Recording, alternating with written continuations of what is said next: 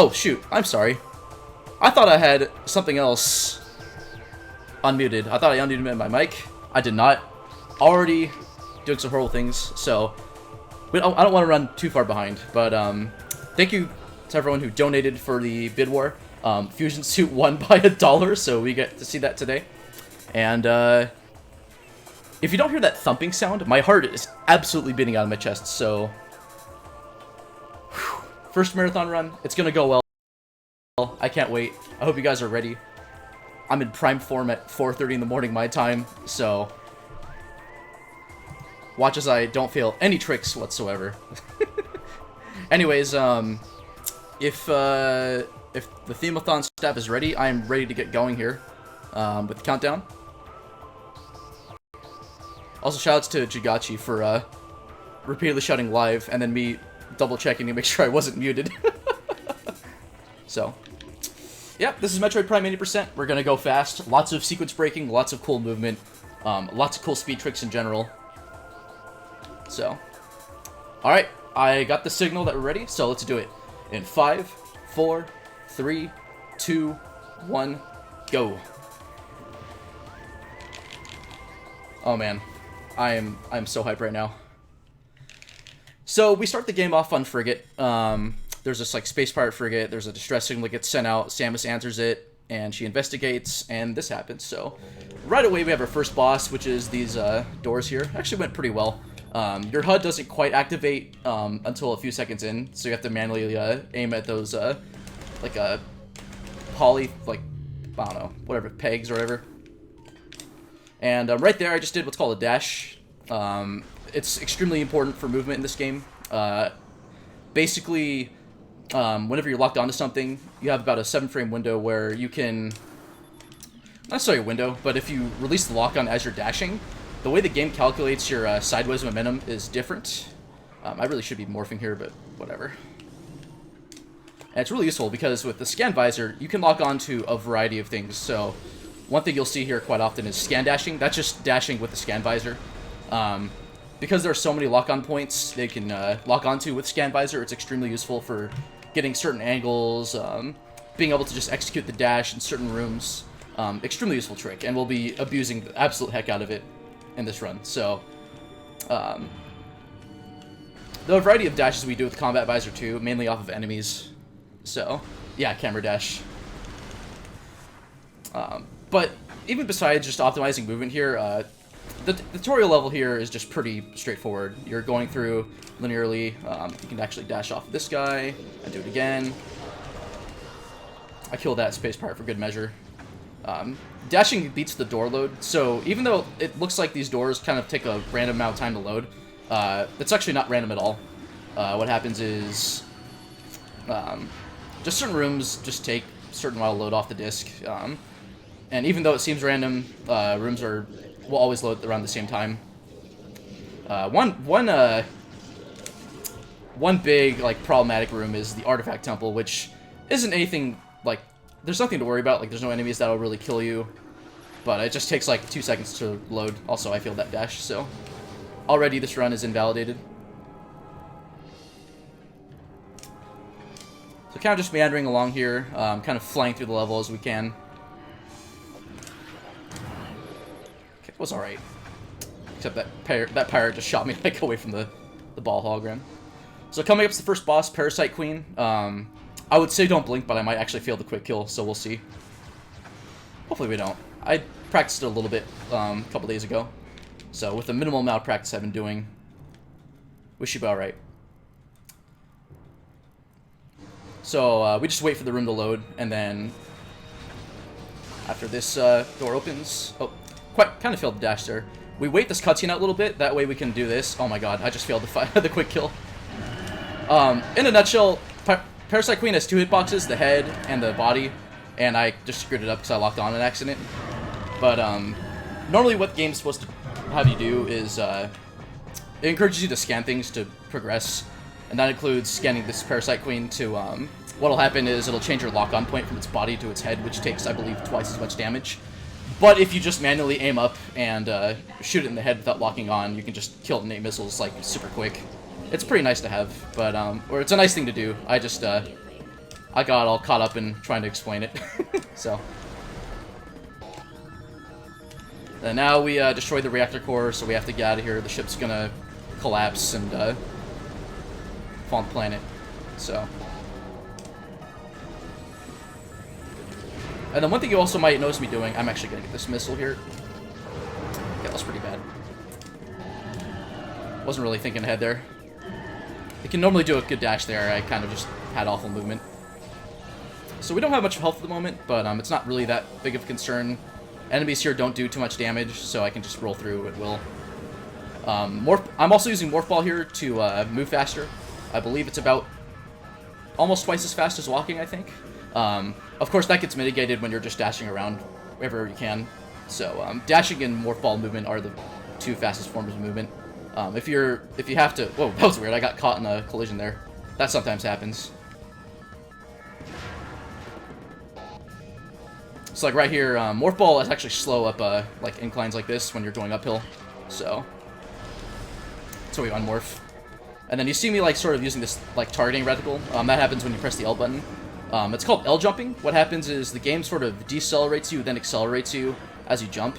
But that deceleration part gets canceled out if you hold the L button, and so you just have this constant like movement, kind of like not boost, but helps you jump a little bit farther, a little bit faster. It's helpful for some platforming. Makes it easier to land on some platforms.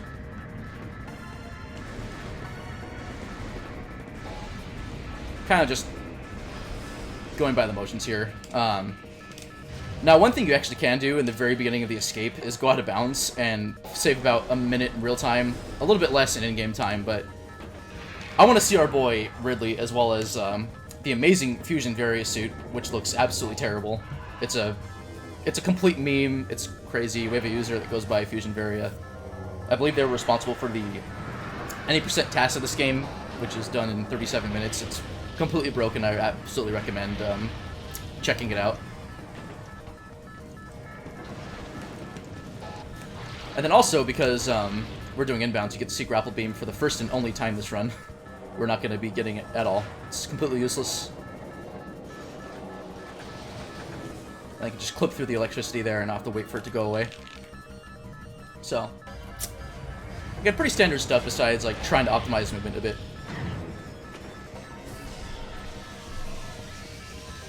And also shoutouts to the, at least last time I checked, like 120 of you watching this. I'm sure most of you are from Europe. It's still like super early in the morning where I'm at, so for anyone based in the US watching right now, hopefully you grabbed yourself some breakfast, cup of coffee, all cozy, just getting ready for the day, watching some good Metroid Prime, or good enough Metroid Prime. I would say a good value run. It's actually, I guess it's a decently marathon friendly for like those that are good at it. I don't know, it's hard to explain. So, also shoutouts to regular fusion suit. I think it looks pretty cool. Gravity Fusion is my favorite, I think, of the 4 suits. So, no love for Asia. Oh, that is true. I apologize. My mind naturally just thought Europe because I believe the Themeathon is all the staff and stuff is based in Europe. So. Feel free to crucify me, chat. So that's the tutorial level. Just about 6.5 minutes you spend there, getting to the boss as quickly as possible, and then just escaping. So now here's where the real fun begins. We land on Talon. We lose track of Ridley, so we have to kind of figure out what's going on. We've lost all of our upgrades. So naturally, of course, as developers intended, you lock onto this scan dash and go up here way earlier than intended. This is to get Space Jump, which is by far the most broken item in the game, in my opinion. Also, bunny hopped into that, so that's pretty cool. So Space Jump is amazing.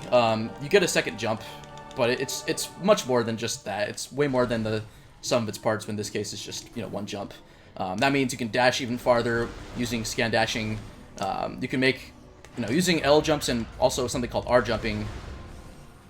It just makes platforming considerably more consistent and free.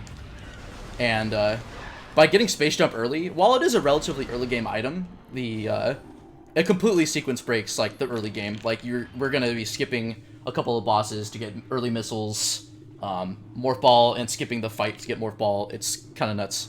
So if you play this game casually and you're like, holy crap, you can do that, you absolutely can. Even on later versions where this where dashing is patched out, there are other setups you can do that make it possible to get space jump first. And I'm glad I got that first try too. So real quickly here in Main Plaza, I'm gonna basically dash over to this pipe here, and then we're gonna do what's called a slope, or classically known as a ghetto jump, to get this missile expansion early. While it's not the missile launcher itself, it behaves exactly like if you just got missiles for the first time. So now we can fire missiles and skip the fight that you normally have to do to get them. So we're never even going to go into this. This door over here would leave you doing missiles normally. We're not even going to go there. It's just not worth it. And then the energy tank is technically a little out of the way, but it's basically gives us enough health to deal with some early game stuff. Like those scarabs there can just do a bunch of damage, so it's nice to have that. And then by doing another dash here, we completely jump over the cutscene trigger that executes the fight, and we get Morph Ball. So already, Space Jump is proving to be extremely useful. You don't even need to have Space Jump to get Morph Ball early. Just doing that dash with one jump works. And then we're just going to jump over this... I failed it. I didn't quite move in the proper way. But yeah, we're just going to say bye to those beetles, and then you get to hear the lovely fight music for about a minute and a half.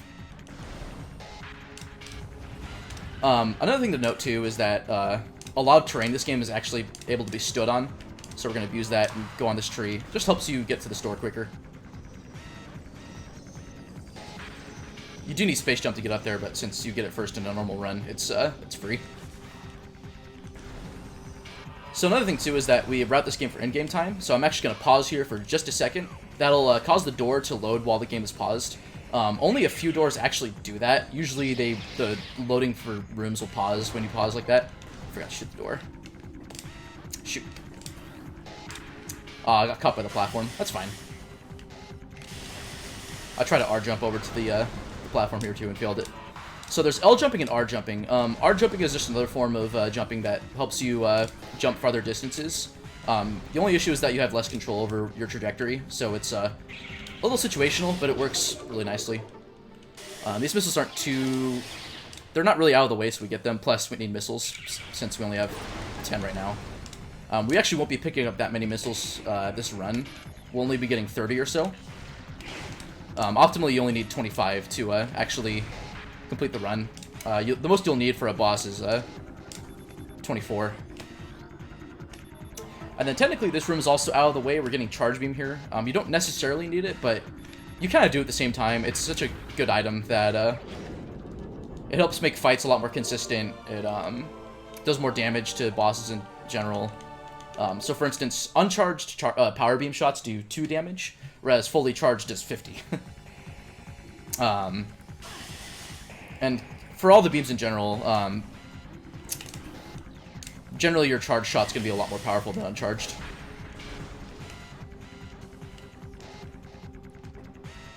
So yeah, as you can see here, early game's broken. We got just about everything we need except for bombs. So, and just some quick movement to get up here, if I can actually do it. Cool. I'm opening up this save station here with a missile. It's blocked by a missile. We need that save station later, but so we blow up the missile for that now. Also, great movement. Bash. I never said this is a great run. It's going to be a great value run. If I don't have that emote on my channel, I'm kind of sad. And then dashing there just makes you go through that hallway pretty quick. Okay, cool. I sometimes get caught in that little part of the morph tunnel.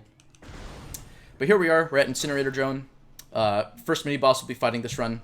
Shoutouts to David Zoid Kirsch, one of the senior software engineers for this game, and I believe Echoes, for programming it. This boss is completely random. All we're doing here is a little auto-scroller, waiting for these little red eyes to come out of the robot here. There's a bit of variance in this fight too, so you can lose up to 35 seconds total. And also, with Space Jump, we can just jump around this guy and avoid having to deal with this fire coming out here. And we'll just sit here, kill some wasps as we wait. So, basically, The first phase can take between 8 and 13 seconds for the eye to come out for you to damage it. Phases 2 through 4 take anywhere from 15 to 25 seconds. So it's 5 seconds the first phase, and then 10 seconds you might have to wait for each additional phase afterwards. And that sometimes happens, and that's really trolly. That War Wasp kind of ran into me. But we're okay. Kind of annoying, though. It didn't help that I was holding L down, I think. And when you hold down L and like move off platforms, it's no bueno. You kind of just slide off and move at a set, like, horizontal momentum. So this is pretty slow Zoid overall. The music, if the music basically loops before you finish the boss, you kind of have a bad Zoid, so that happened. Could be worse, but it could be better.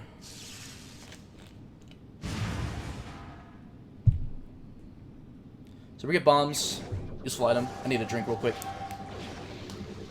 Some delicious iced tea here. Get the caffeine going too. Oh, okay.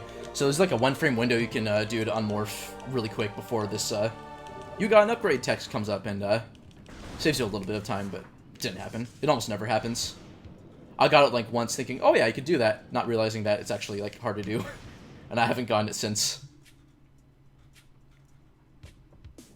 So now that we have all the early game stuff that we need, ooh, I don't want to skip this. I actually don't do the Ice Beam before Flagra out of bounds, so we're actually going to do this puzzle here. This unlocks a door to get to the second half of Chozo Ruins, which we'll need to come back to later.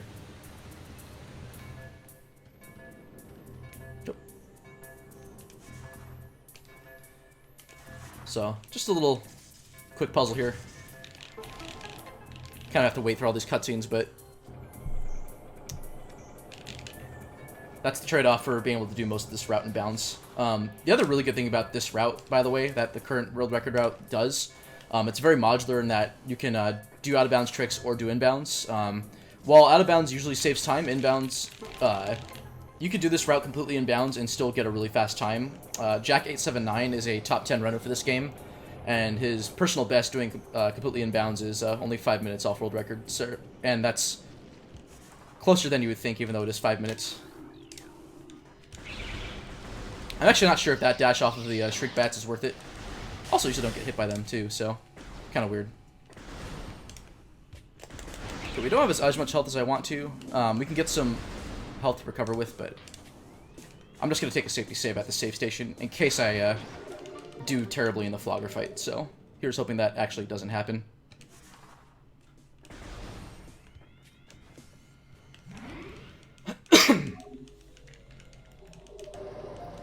So yeah, so within the first 20 minutes, even faster if you skip the E-Core puzzle here, or that I just did earlier in the Energy Core room,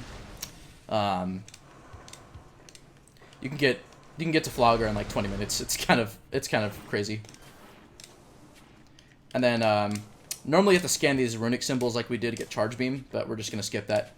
That's probably gonna. Oh, that made it cool. So you can jump on these War Wasp nests. There's another trick that's even faster. Oh, okay, I fell down. That's not good. Not too terrible. I'll probably just do the regular jumping and not worry about it. I'll try it one more time. I have a pretty, like, free estimate, so I can lose, like, a bunch of time here and still be underestimate. Okay, that was actually kind of sketchy, but I made it. So double bomb jumping over this gate lets you, just completely bypass it, and you have to... It skips a puzzle. And then jumping on the War Boss Hive, doing it that way, skips the trigger that causes them to spawn and attack you, so... It's not too terrible to deal with them, it's just, it's nice to have, so... I can just roll underneath these Reaper Vines, get some health. Usually this room gives you good health for the fight.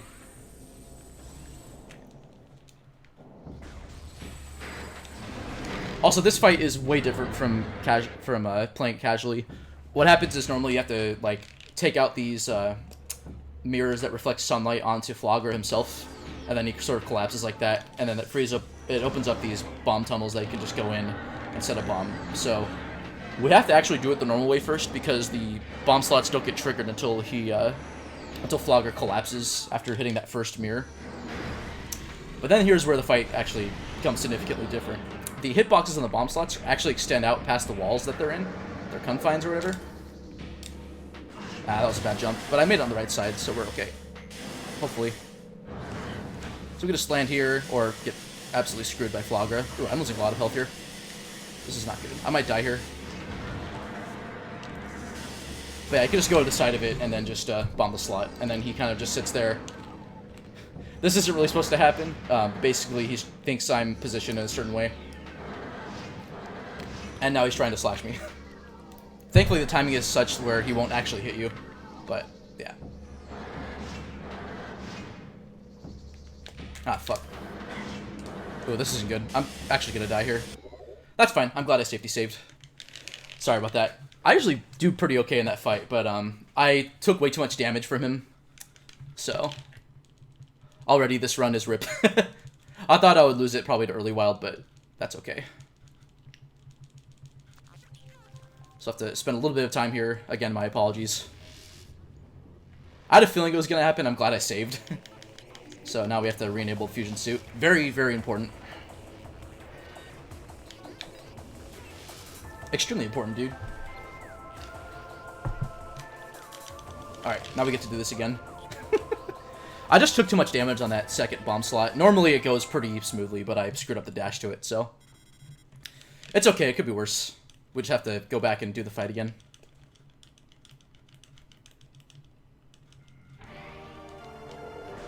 Also, if you skip the save station cutscene, you kind of skip the... You kind of skip the trigger for the music, and so it just plays the save station music. Very calm, serene as we go through this level. Man, I'm kind of embarrassed. Usually I don't die during that fight, but unfortunately it happens, so... Okay. You have to ghetto off this guy. It's kind of weird. There we go. And now use an R jump just to make sure I get enough speed to get across.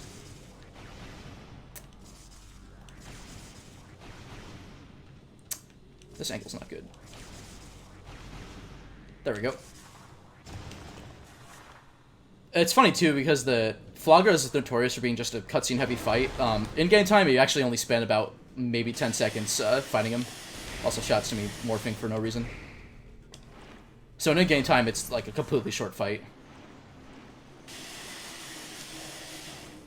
Maybe it was a good idea to get that other E-Tank before, but usually it's enough. I have enough health to deal with him. I just kind of got absolutely destroyed by him too, so it's kind of my fault. So I might shut up for just a second here so I can focus and actually do this fight properly. Yeah, pretty standard again. First slot, just do it normally, and then you literally just jump onto the slots from the sides and you can bomb them for the remainder of the fight, and it's free. Makes the fight a lot faster.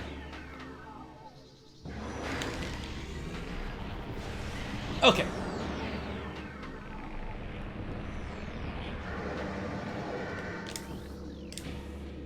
Not good. Also more for no reason. I bent the stash in a little too late, I think.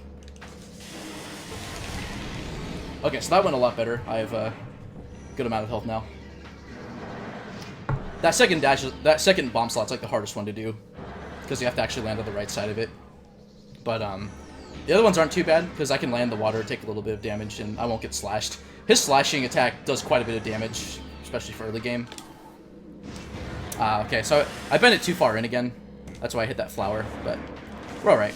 Again, plenty of health now. Oh, I missed that, actually. That's not good. We're alright, though. Okay, so I wasn't close enough to the bomb slot to hit it.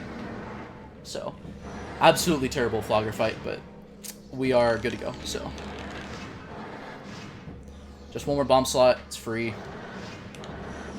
Even easier to do in the leather, too, so. So I moved to the left there to bait out his little dive attack. Ooh, that's not good. Man, I'm missing these jumps. Okay, I just wanted to make sure I landed on it properly. But we are okay. So that's the Flogger fight. Again, usually pretty fast fight if you don't fail the dashes, but I did, so. That's kind of why I took so much damage. Just falling in the water. Some of his projectiles hit me, and then running into his body doesn't help, because you don't have very many iframes in between attacks. Or in between In between times, you take damage just by colliding with him, so... Unfortunate, but not too bad. And we get various suit for our troubles, which is important. We need it to go into the upcoming level Magmore Caverns. It's a superheated room, and then Varia just protects against heat, so... Also give us a bit of a defense boost. It's about 10%. It's actually not too much. We won't be getting Gravity Suit this run, so we miss out on the additional damage reduction that would provide. But once we get Phazon Suit, it's fine, because Phazon Suit cuts out half the damage you would take, and it's... Once you get to the late game, it's just free. So this is what you all donated for. Fusion Varia Suit, the ugliest looking suit in the entire game. Oh my god, I hate it, but... Oh well. With all these inbound stuff, you get to see cutscenes with Varia Suit in it. It's great. So normally you'd have to come back to this room later to get an artifact called Artifact of Wild. We're actually going to be getting it right now, or at least I'm hoping I do get it. So you get some free refills there, so it's nice. So what we do here is we go into this little notch. I'm going to shut up actually real quick so I can do this.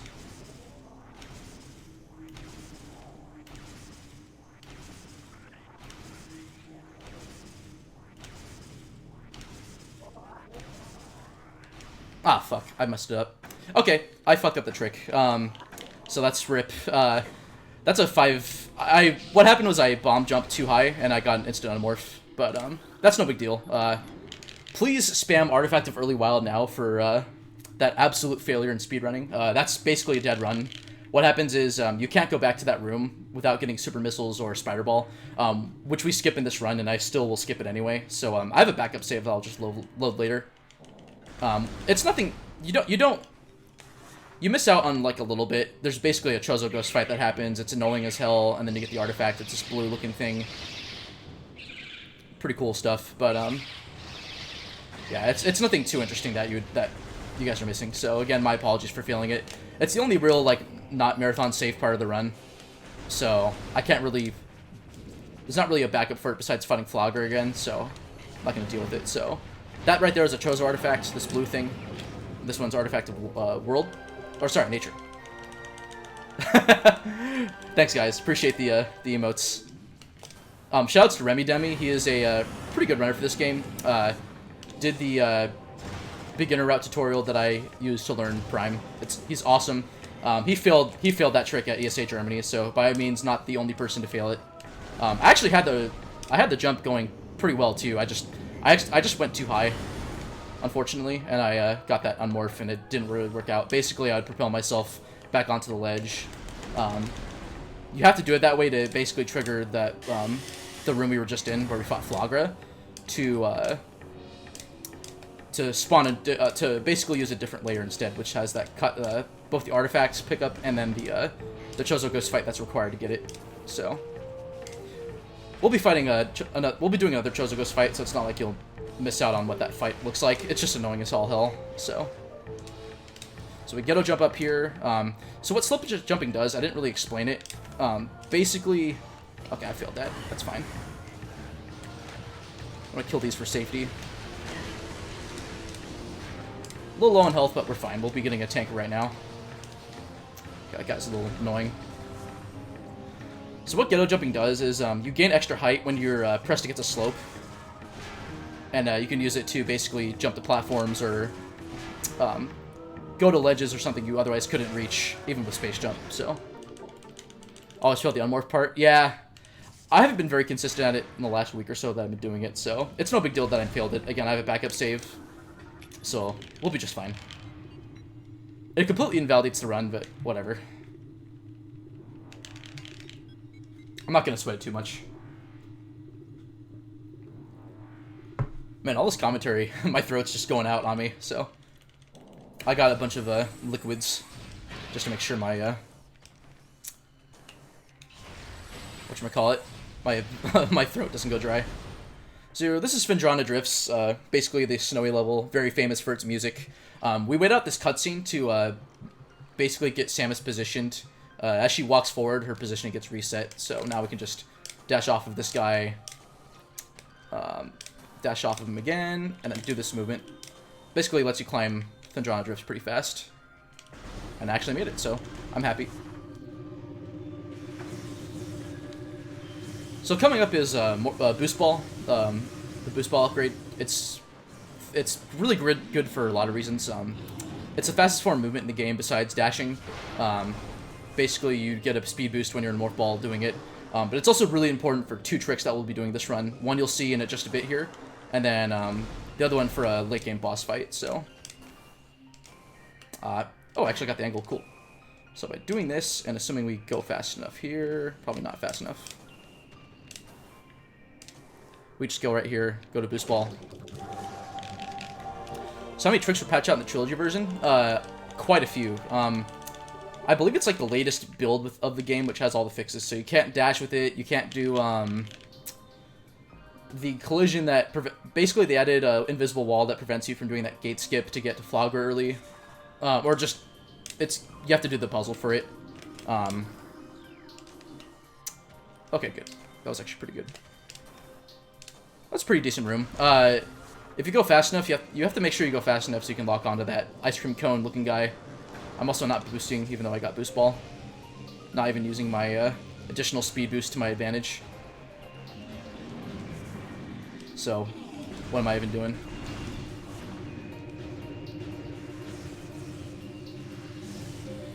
And then getting boost ball triggers this cutscene.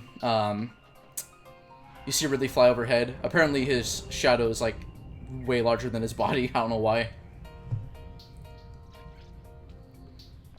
Oh no, his character model is just, I think, bigger than he appears in the game. So, because we don't have wild, I'm going to load my backup save now.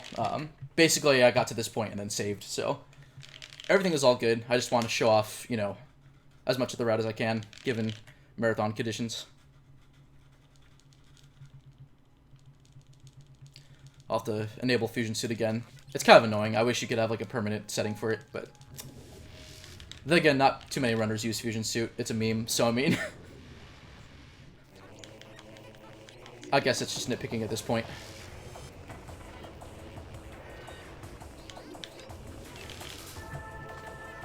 But yeah, Trilogy version patches out quite a bit. Like, it's still way slower than, whatchamacallit, like the NTSC version of the game, that I'm running right now. Just because, like, dashing got patched out and a bunch of other tricks. Although you do get Spring Ball, which skips having to wait a second each time you lay a bomb to jump. So, okay, so coming up is Chozo Ice Temple. We're going to be getting our first beam of the game, besides Power Beam, called Wave Beam. It's used to open up purple doors, which there are a lot of in the game. So, basically required for exploration. You need it for the final boss too. So, I'm just going to go out of bounds. It's actually pretty easy to get this out of bounds here, or it's called a secret world to get to. Ooh, I almost fall off. So by jumping up here, I can land this door. I'm a little bit on top of it, I think.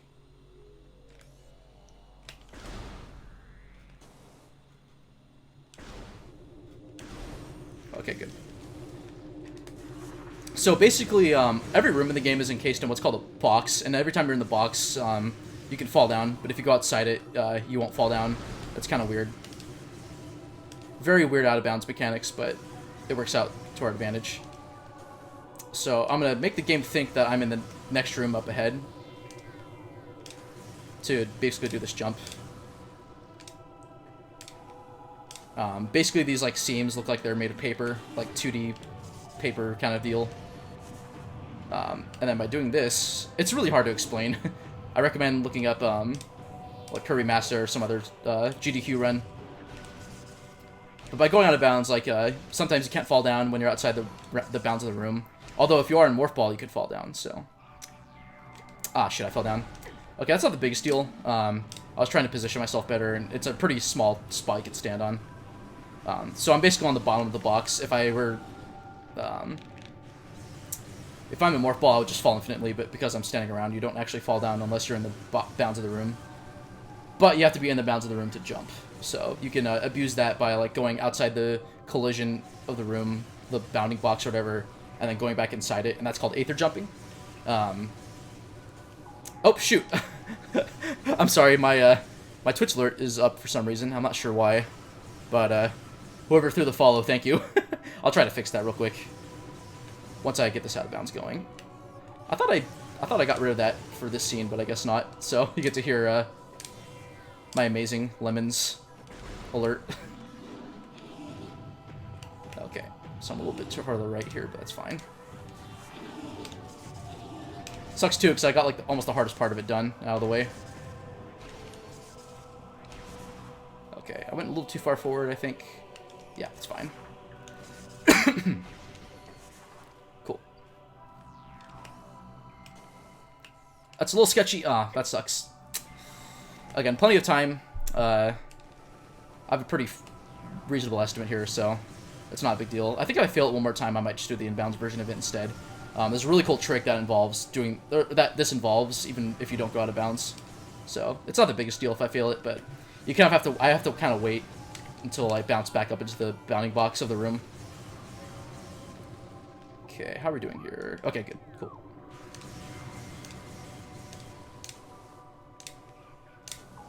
It's a pretty cool trick though, and I want to show it off. It saves a little bit of time over doing it inbounds. I found an inbounds basically strat that saves it a little more time. So this strat's still a little faster, but not by as much anymore. Okay, so I should be fine here. Okay, that was a good save. So I'll land on this guy here and then go to this door.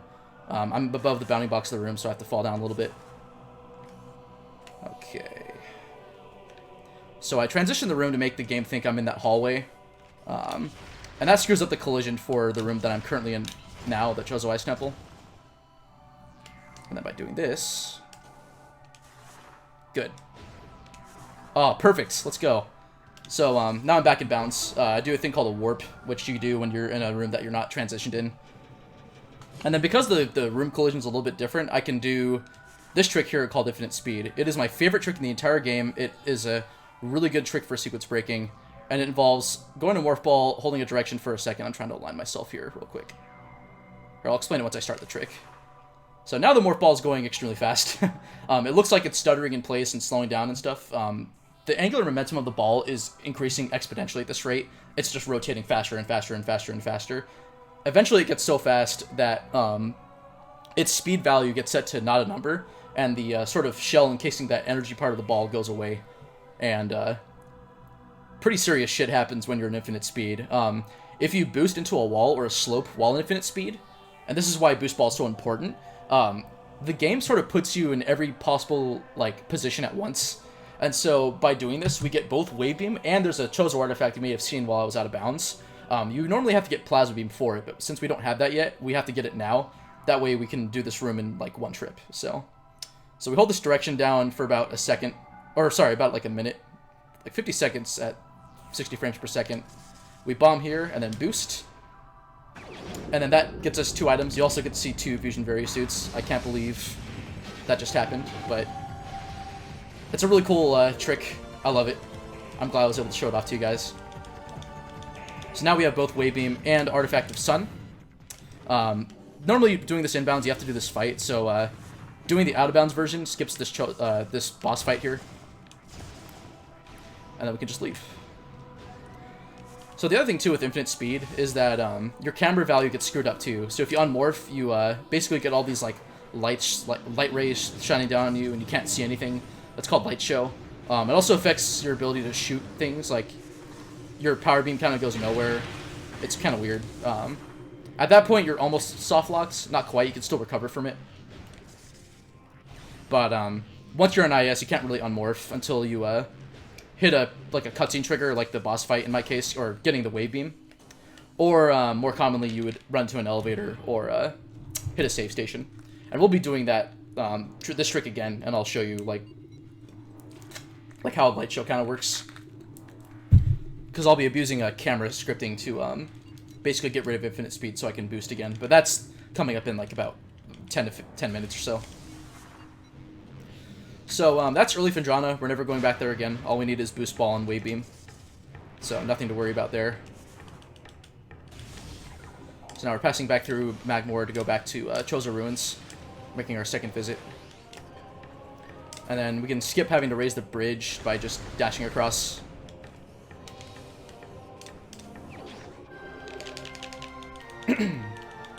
So we have to go up here to get this artifact. The artifacts do nothing special. They don't give you any power-ups or anything, but they're basically like keys to open up the last level, and you have to collect all 12 of them, so that's why we collect them. They're a story-required item, in a sense. Even though they don't really grant you any progression. I am stuck here for some reason. That's kind of weird. I was probably going to gain enough speed where I would just go really fast. Yeah, this game's collision's a little weird sometimes, especially when you're in Morph Ball. So we scan dash off of this guy, and then combat dash off this dude. And we can just sort of jump across fiery shores here in little time.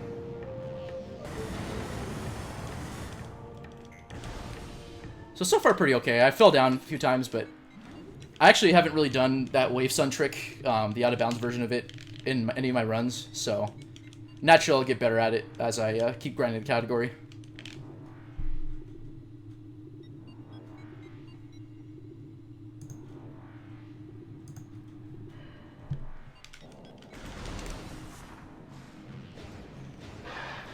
So I'll be getting a missile expansion here.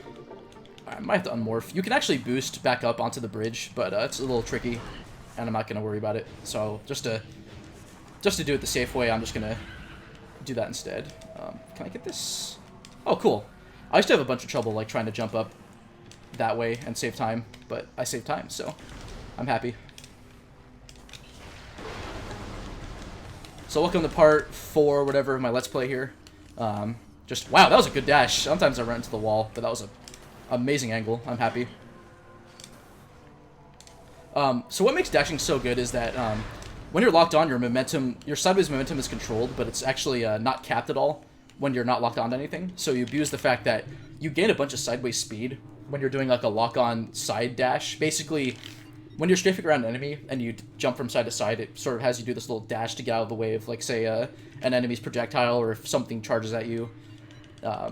So you maintain that speed up, but you don't get slowed down as much from the fact that you release your lock on. So it works out pretty nicely.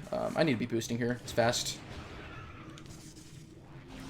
So we're going back to the Morph Ball room. There's an additional room we actually have to go through the Morph Ball room to get to, now that we have Wave Beam. And normally you need Boost and Spider Ball for it. We have Boost, but we don't have Spider, but that's fine. We're actually not getting Spider Ball this run, so we can just scan dash off that half pipe, and we are here. This artifact also normally requires... I unmorphed too early. Whoops. So there's an artifact here underwater that we normally have to get Gravity Suit just to be able to jump up high enough. But Ghetto Jumping, the slope jumping here to gain height, is extremely broken when you're underwater without Gravity Suit. And so this just lets you get the artifact without Gravity Suit. It's great. It's kind of amazing just how optimal any percent can kind of be in terms of like what items you don't actually have to get. Okay, I was a little worried about that camera. I thought I was gonna like fall off the little ramp to get up here.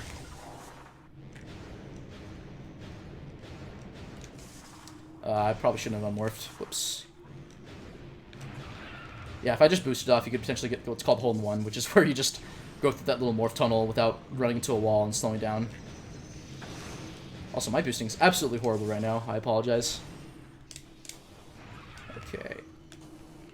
Bad R jumps. That jump is actually not too hard to do. I guess it's a little faster. I'm not quite sure. I'm not sure how much time it saves over just boosting to it than on morphing and jumping on the tree, but whatever. I'll have Jack do some task comparisons, or Icefire, or whoever.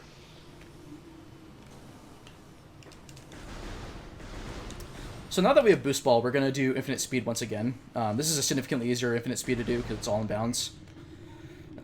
So the inbounds version of Infinite Speed usually has you nestled up against like a bunch of crates or a bunch of collision in general. So by doing this... okay, good. I was a little worried we weren't slowing down enough, but got it first try, so I'm happy. So the game actually is lagging right now. It's running at about 44 frames a second, so this will take a little longer than usual. Doesn't affect the in-game timer, though, since it's bound to the frame rate, so... But in this room, there's a power bomb that normally requires a power bomb expansion to get... Or, sorry. There's a power bomb expansion, which gets you one power bomb. You normally need power bombs to open it up, but by doing Infinite Speed, we could just grab the item in this room without having to break open the power bomb wall.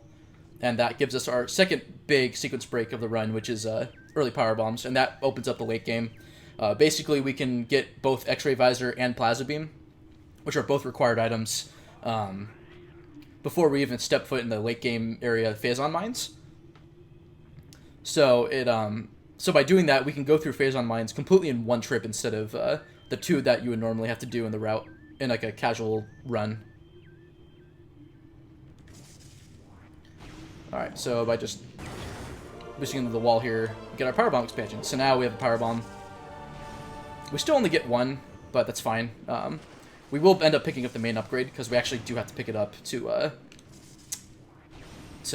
hit a trigger for a artifact later on. So by going to this fountain here, this is light show, by the way. This is why I can't really do much when you're unmorphed. Also, if you morph back into place, normally you would still get light show, but because that camera was scripted to be at that angle at the fountain, we can actually cancel light show and by effect canceling infinite speed, which is nice because we want a boost to go faster, and so that save station I mentioned, we're gonna go back to cancel the whole like infinite speed effect as it is. That way we can, you know, go back to our regular Samus mode and shoot stuff. It'd be pretty hard to be able to go through this game in just morph ball. We wouldn't be able to kill very many enemies. So by hitting the save station there, we can now just move normally again, and we get power bombs for it. So now we can almost complete Chozo Ruins in our second visit. Not quite. We'll have to go back once we get Plasma Beam, but we won't be doing that to the very end. So by doing the energy core puzzle earlier, that bomb puzzle I did way back when I was getting bombs, basically this door is unlocked and now we can go through. Oh, I should have remained. Normally I don't go in this tunnel, but there's a safety energy tank I'm going to get just to get some extra health here. So, might as well have maximum safety for marathon purposes. Okay, that jump was a little sketchy. I wasn't quite sure where I was at. So you're thinking, hey, we don't have Spider Ball. How are we going to get this track? Just pressing up against the side of it makes us go through. Or it helps us jump up and you can actually stand on it. It's pretty amazing. And now we're in the far side of Chozo Ruins, which, again, normally you need Spider Ball for, so. This game is just so great in terms of sequence breaking. Like, this route's really optimized for, you know, getting only the items you really need for the run. So, we're going to do an R jump here to skip having to boost up the ramp. Still saves time.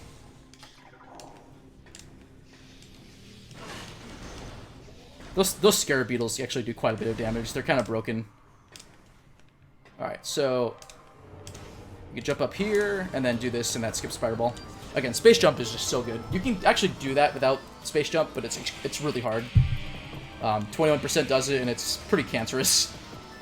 So now we're fighting our Chozo Ghost that, technically the second fight, but, oh wow, I actually got that shot. So these guys are only weak to Power Beam, even though it'd be nice to damage them with just one beam, or other beams like Plasma Beam. He's almost dead, so I'm just gonna get a jump up here, open the slot up, and then kill him. So what I'm gonna do is kill this Ghost. They also disappear, and it's annoying. Oh, that didn't hit him. Come on.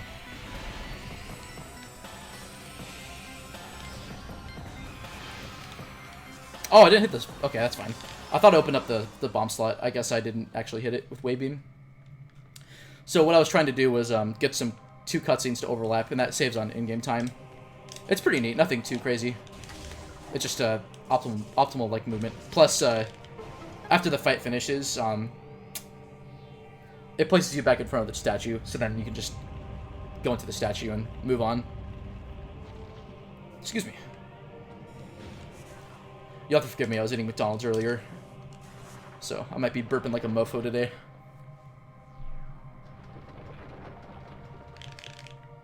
So you can actually skip having to do the, you know, shooting the wave beam slot and then getting into the statue's hand so we can bowl you into the next part of the room with a pretty carefully timed bomb jump. Also doing that skips a trigger that will cause more ghosts to appear on subsequent visits to this room. But we're only going to go back to this room one more time after we get Phazon suit and stuff. So we can jump onto this guy's like kind of spine here. Oh my god, I can't jump on him today. And then we Ghetto jump off the back, and then that quickly gets us to Ice Beam. So pretty good stuff there. Ice Beam's also an important beam, not just for exploration. You need all 4 beams anyway for the final boss and to explore everywhere we have to go. So, but Ice Beam and Way Beam doors are by far the most prominent. So, okay, I didn't dash there for whatever reason. So now we're gonna go to the far side of Talon Overworld. Normally you can't really get to here until you have power bombs, but we do. So we can get this item earlier than intended.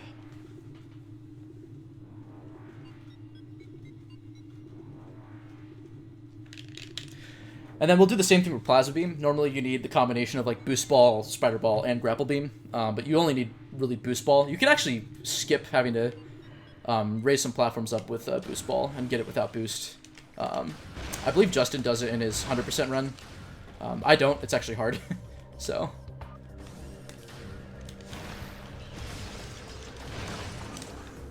this spider track here we're just going to jump on. No big deal. And then we use our power bomb to break open this guy. We only have 1 power bomb at the moment, and we need to break open another power bomb wall. This room is also notorious. Basically, while the next room loads, you can actually get another missile expansion here, but I'm doing quite terribly, so... Oh my god. I think I'm boosting too early. Forgive me, it's still super early in the morning. My timing's probably, like, super off. So. But yeah, this room has, like, a really bad half pipe. It sometimes just stops you in place. Like, I should have gone over that easily, but I didn't. But now we have X-Ray Visor. More of a luxury item than anything else. Same thing with Thermal Visor. We actually do need it to, in order to damage a boss in an upcoming boss fight. So, that's why we get it. We also have to go through this room anyway. Also forgot to charge early. So, even though we didn't have any power bombs left, that room will always trigger an enemy that gives you power bombs as a guaranteed drop after you get the X-Ray Visor. So, there's really nothing to worry about. So we do this boost ball puzzle to open up this guy here, and it has a Chozo artifact. So, dude, that pipe is awful. Guess your name's Sebastian. It's pretty awful. Sometimes it's friendly to you and kind and lets you go through it in one go, but not this time. And we have to go back through it again, so hopefully... Usually the trek back isn't as bad. It's just getting to X-Ray that's kind of the annoying part. So normally you have to, like, do a Chozo Ghost fight here. I'm gonna kill this guy. Get another free power bomb drop. So with a well-timed R jump off of that little pillar there, that technically you're not supposed to stand on. I don't think you can actually stand on it. Oh no, I think you can actually. They didn't really change the collision for that in any subsequent release. I've been running the game, Sebastian, for about almost 6 months now. I started in February.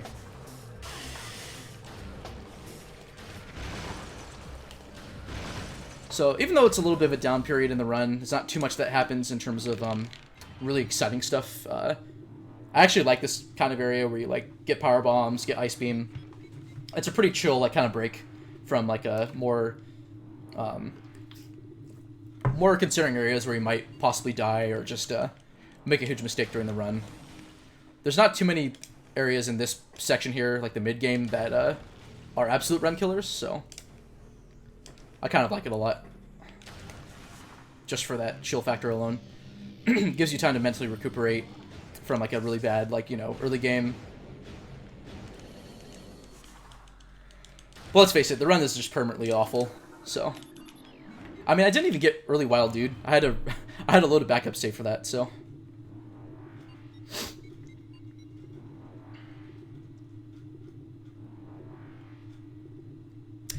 all right. So at this point, we should be about 40-ish to 50-ish minutes in. I'm not sure.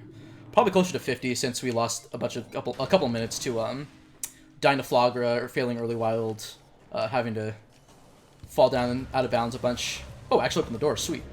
That saves you from having to... oh, I need that. I've never skipped that missile before. So this missile expansion's the last one we'll pick up, so now we have 30 missiles.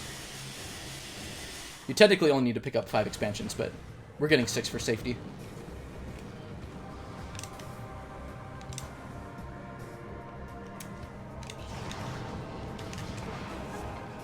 And now we're in Frigate Crash Site, kind of going through it in opposite order. Normally you're supposed to enter it from like the landing site area, but it's nice though because we have to go back to Magmore Caverns anyway, and we're right next to the elevator, and we get to save at the ship. It's pretty minimal on in-game time loss. Oh, I thought I got it. That sucks. You can sort of dash to the save point, so I'll just safety save here. We have plenty of energy, and we have more energy than we usually do. I have an extra tank, but if I fall in the lava a bunch, you can take a bunch of damage, even with Faria Suit, so in case I fall down in a really bad area of the game, where it's, you just take a bunch of damage while you're recovering. I'd rather just safety save here. Again, marathon strats, so. I do inbounds almost exclusively. I've done IBBF before, but not really on console. I've done it like on emulator of save states. Also, shoutouts to that message. Where's the door? Oh. I was too far back. So that text only appears basically because that blood flower, which is that plant we passed by in the hallway before, basically shoots a projectile at me, and it hits the door, and it interacts with it, and game thinks it's a beam or something. So pretty funny little side effect there. Actually, a pretty well-programmed game if you think about it. Handles stuff like that in a funny way. That text can also happen in the room we were just in after we got X-ray visor, so this room here normally requires Spireball, but how are we doing here? Yeah, I figured. We could just skip it by doing a well-timed R jump. Okay, it's a little scarier than it looks, but I almost never fail that jump, so not too much to worry about. It's hard to get out of that lava without taking a bunch of damage too, so I'm actually really happy. I should have locked onto some of those puffers there. That lets me do a really good dash, but I'm just gonna R jump across, so pretty free. Or not free, but I'm actually glad I got some good movement through here. So we're gonna go jump onto this guy. This is a geothermal core. This is where Plasma Beam is. And I'll just be doing the puzzle here to go grab it. So they actually, there's 2 things they add in later versions of the game. I believe in the Player's Choice version in the American release, and then of course like in PAL as well. They added a set of power bomb blocks. Although there's still that infinite speed trick you can do to get it power bombs early, so it's not even that big of a deal. But then in like Trilogy, and I think like in the Japan release, maybe PAL as well, they just basically lock that door until you get Grapple Beam. So they require that you get Grapple Beam to get it. And there's this huge spider track puzzle that appears. It's actually pretty cool. Like, it's pretty cool seeing this room like kind of like grow in size and actually reveal that there's way more to the room than it looks. But not even gonna go on the spider track. You can just ghetto jump up here. You can actually do a pretty well-timed R jump from that top platform, but it's pretty risky, and I don't want to fall down, so I'm just gonna do this way. And here we go. We got Plasma Beam. So we're all good on beams. Plasma Beam is an excellent offensive beam. Still needed for the final boss. Not really useful in the sense of like exploration. It only really is needed for the second half of Phazon Mines, and then of course the last area in the game, Impact Crater. But yeah, Plasma Beam is very strong. It does 100 damage charged, which is the most of all 4 beams. It's nearly twice as powerful as Ice Beam, which does 60 damage. And that's the second most powerful beam when you fully charge it. It also has the effect of basically like one-shotting. Well, I think it just does enough damage in general where you can one-shot a lot of enemies with a charged Plasma Beam. So very, very nice to get early on. So now we're going to do our second visit to Phendrana. Normally you need like super missiles. You have to go through pirate labs to get them and fight Thardus. While you can fight Thardus and it's not too out... I mean, it's out of the way, but it's beginner friendly in that you're right next to him. So getting Spireball actually isn't too big of a time loss in terms of you don't have to do extra movement. You just have to do the boss fight, which loses you about 3 to 4 minutes based on depending on how fast you can do the fight. But we don't need it, so we can just stand on this platform here. I forgot to change the wave beam before I morphed, so.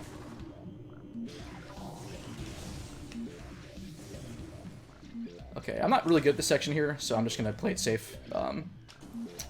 We're basically going to go to the edge of Phendrana first to pick up an artifact, and then we'll be going to Pirate Labs to pick up another artifact, and then Thermal Visor, since it's, we're kind of get it on the way of out of Labs, so. So we'll just dash across here. You can actually dash all the way from that first platform to the store, but I just do the ledge. I just do the dash to the ledge and then jump down because it's safer.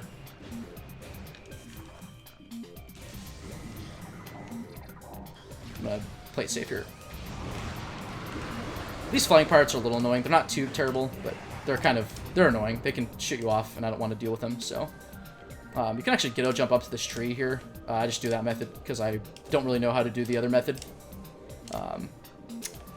Normally I would just get the at this point in runs I would just get our runner would just get the artifact and leave. But there's a extra power bomb expansion I'm going to get here for just for a more consistent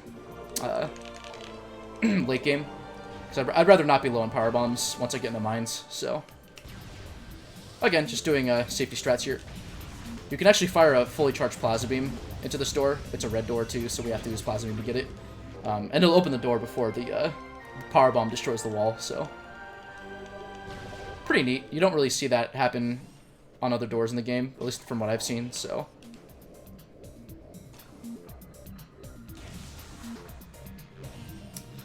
So we just go here to get the artifact, and then now we're gonna go back the way we came, and then go to Labs. So I'm gonna wait here a little bit, freeze this Metroid, or just have him come up here. Normally he will immediately attack me down there, and then I can just do this cool dash around him and get to the other side of the room. I think normally you're just supposed to scan that gliding creature up in the air. Normally you need Grapple Beam to actually attach to him, but you don't need Grapple Beam. Grapple Beam is actually the worst item in the game. Best beam of the game, though. Not even Plasma Beam compares to it, so we just jump up here onto this bridge. And assuming you can beat the load, it's pretty consistent, too. So I almost never get knocked off that platform. So those were some awful boosts.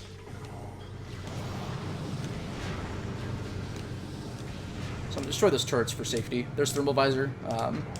We're not going to get it quite yet. We're going to get it on our way out of this room, so coming back down. I'm going to kill these guys now.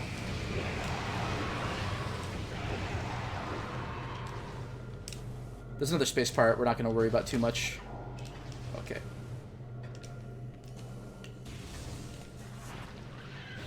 So for those of you that play this game casually, we're actually going through the Pirate Labs backwards. Normally you're supposed to go through the other side.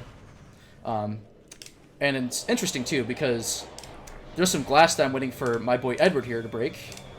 And he just did, so that's good. He dies too when he falls in. That's the Viral blocks. Sometimes drops a power bomb. Not always. So yeah, so normally you're supposed to walk in from that door that's behind me. And then you meet this. It's the first Metroid in the game. Oh my god, Metroids exist still. Actually, this isn't a Metroid. This is before Metroid 2, so Metroids are still rampant, but sort of a big plot point. Discover Metroids are being bred by space pirates here.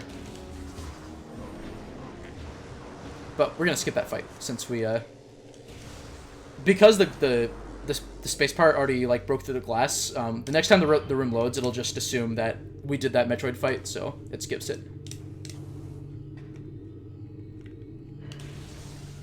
So the point of Labs is to go here. You can skip having to melt some ice to hit these missile things or fuel containers with a missile.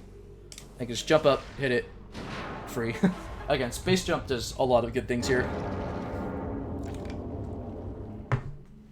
It's so cool that it's such an early item to get. It just happens to be behind the ship, and you can actually get it before any other item in the game. So, kind of weird morph there. Also, the collision for that artifact is kind of weird. Sometimes you run into it with Morph Ball, sometimes you don't. So, Usually for safety, I'll just kind of unmorph and then just walk into it. So I'll be a little careful here not to boost off this ramp. There's actually a trigger at the other end of the room that triggers a pirate fight, locks the rooms. Oh, and because this room actually didn't unload, I didn't hit the load trigger for the other room.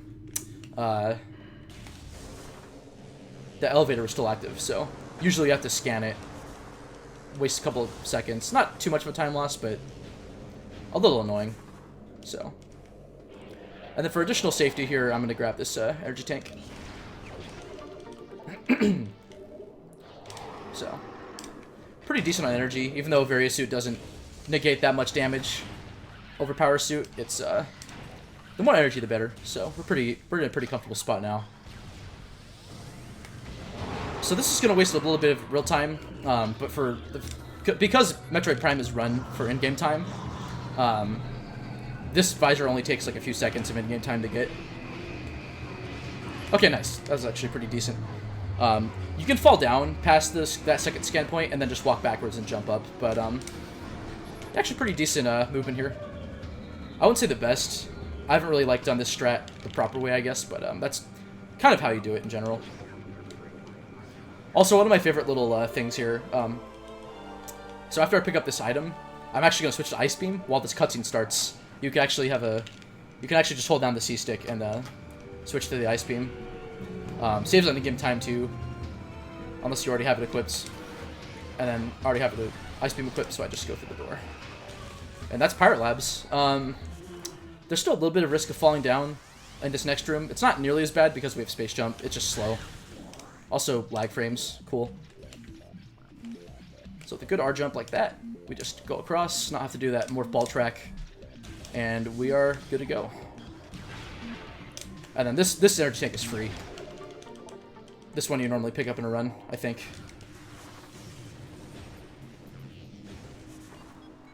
Like, optimally, you only have to get 3 energy tanks. There's the first tank we got before we fought Flagra. The Magmor one's usually skipped, although it's really helpful for late game, and it's only like an 8-second time loss. That tank we picked up in the labs, too, is about 8 seconds of time loss. It's not too big, and it just makes mines way more consistent, so...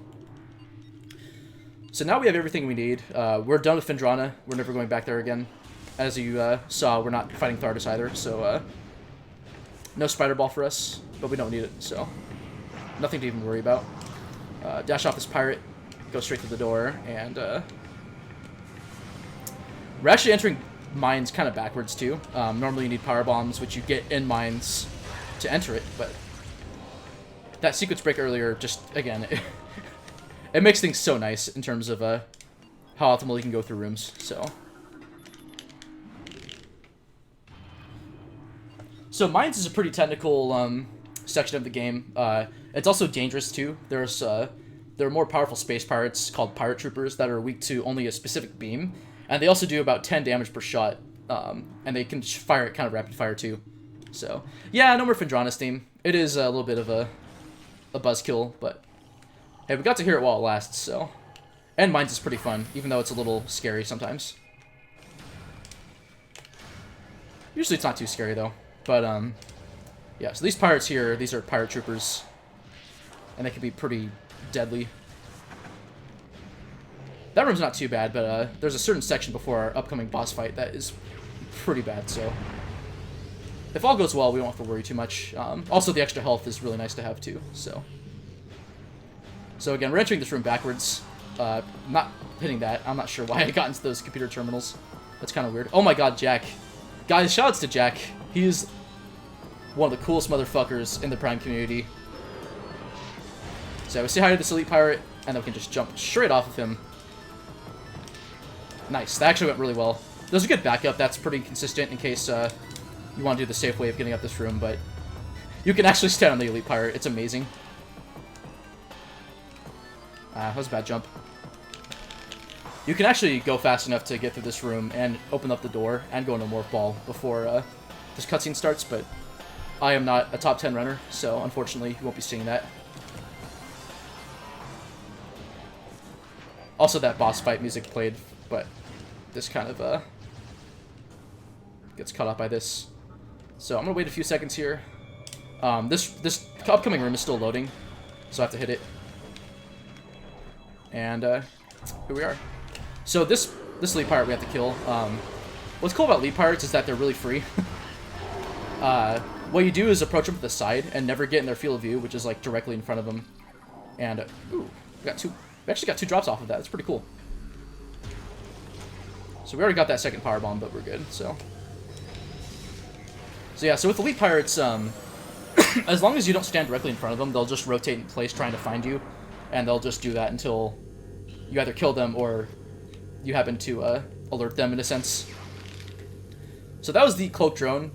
Since we have X-ray visor, we can lock onto it, and he's pretty free. Just a charged plasma beam shot. Oh, whoops. This maze that gets generated is completely random. There are 300 mazes total, ranging from a length of 15 to 55 squares. This maze is pretty awful. This is probably going to be 40 squares. I really don't know. Hopefully Jack used the maze finder. Actually, no, that was like, what, high 30s, maybe? Metroid Prime 4, man. It's happening. So now we get the main power bomb upgrade, which gives us 4 additional power bombs. So now we have 6. Plenty to get through the run. You actually do have to pick up this upgrade. The doors technically aren't locked in this room, so you can just skip this fight. But there's a trigger in another room that requires this pickup to be obtained to get an artifact. So that's why we pick up this item. We have to pick it up, period. So gonna take a safety save. We have plenty of health, but Lordmau5 is pretty notorious for being very whatchamacallit, just you're prone to taking a lot of damage. Whether you're like falling down phase-on or just powerful enemies hitting you, so. Oh god. Okay, that could have gone a lot worse. Those are upgraded turrets that do quite a bit of damage. So we do that, shut them down, and we're all good. Wow, no drops at all. So we're a little lower on missiles than I hoped to be. Hopefully we'll get some pickups from some of the Metroids in this room. So this is basically like the first area of lower mines. It's pretty interesting since we don't have spider ball, and normally you have to use a spider track to get up to the door at the end of the room. We're not going to do that. We're just going to switch to ice beam and not be stupid. Okay, that Metroid was kind of friendly to us. We freeze him, and then dash across here. And then I'm just going to wait for these Metroids to come at me, because I have to open up this this wall here anyway, so might as well just kill him. Okay, that's okay in terms of the drop. Hopefully I get some more missiles. Nothing, dude. Horrible RNG. Alright, so I ghetto jump off this guy here onto this sort of rafter, and then I scan dash off the missile here. And there we go. Skip spider ball. That's not the last room that we'll have to do some sort of spider ball skip. There's actually 2 notorious rooms called shafts after the Omega Pirate fight that's coming up. With enough practice, they're pretty consistent, and with a good setup too. Thanks to DCR, I know a setup that's pretty okay, and shouldn't be too bad. But it could be a little like those shafts are kind of the reason why for beginners it's kind of recommended to just get spider ball anyway. I'm gonna play a little safe here.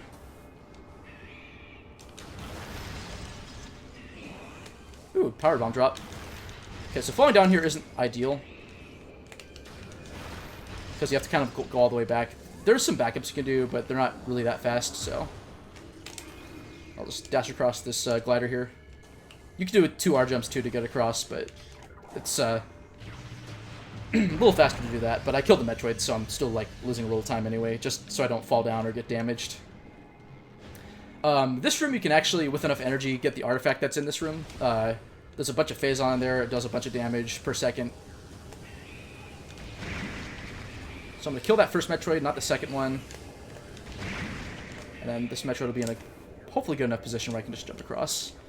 Falling down here isn't as bad. There's a pretty free ghetto jump you can do. Actually, pretty good mines. I didn't really take much damage. So upcoming here is Metroid Quarantine B. It's very, very notorious for being just awful. There's a bunch of pirate troopers here that do a bunch of damage, but I made it across, so it's actually... These are actually some pretty good lower mines here. In case I fuck up the fight, I'm going to save here too, so... again, I have a pretty reasonable estimate, so hopefully. I actually don't have the stream up, so I'm not sure what time I'm at the moment. Probably around the hour 10-minute mark.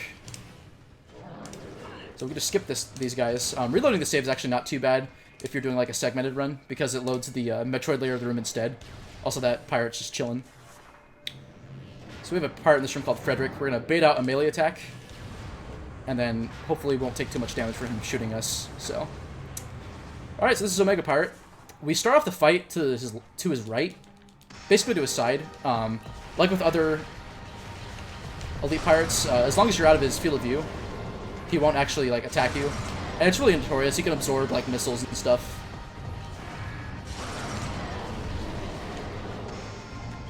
I should have probably paused, but whatever.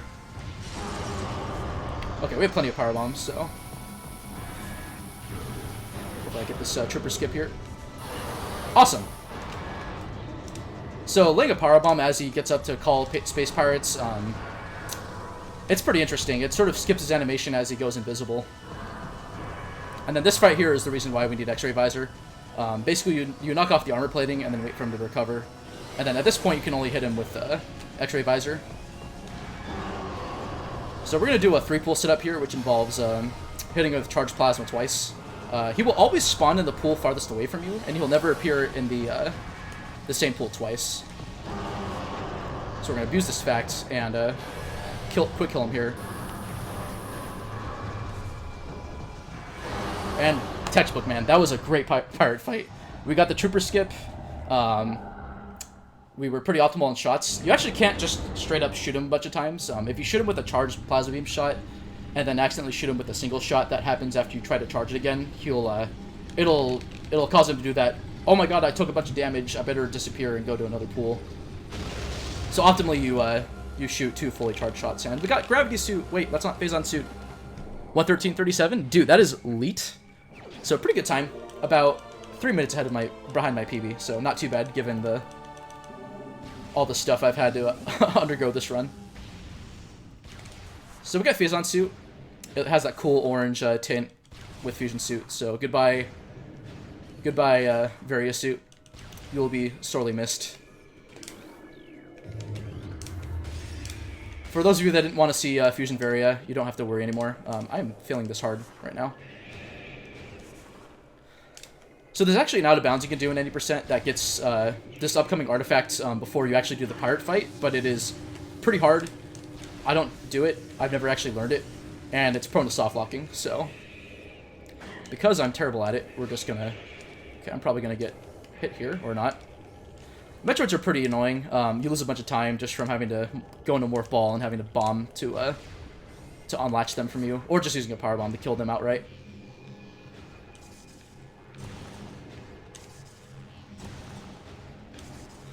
So yeah, basically nearly done with the game. We have to pick up like 3 more artifacts, and then, or sorry, 4 more. But at this rate, it's just cleanup. We have all the upgrades we need to finish the game, so don't need Spider Ball, don't need Grapple Beam, don't need any of that stuff, dude. Also, Jack, if you're still in, I failed early wild, so shoutouts to me. I actually had the trick on lock. I literally just bomb jumped too high and got the instant morph. So I'm doing the same approach here, just make this a little more consistent. I'm not sure what happened there. That's fine. It's no big deal if I fall down this way. I'm probably going to get latched on. Or not. The Metroids will kind of charge at you in a straight line when they try to latch onto you, but they can move in pretty erratic ways. So we're going to do the same approach with the boost ball here. That's a decent position. You kind of want both that pirate trooper in the first time you go through this room and the... Ooh, that's weird. That was a little sketchy. Thanks, Sebastian. Shouts to that emote. It's amazing. I love how Remy adopted it after his ESA Germany run. But yeah, that's basically all the cleanup we need for the lower section of mines. Now we just do the upper half, and then we go back to Talon and do some cleanup. So, and then this energy tank's free. So it's another nice little reward. especially if you're like low on health. But it gets you good pickups from bosses after you fight them anyway, like lots of energy usually and missiles. So again, more pirate troopers in this room, but they're usually not too much of a pain. Also, we're taking half damage because we have a Phazon suit.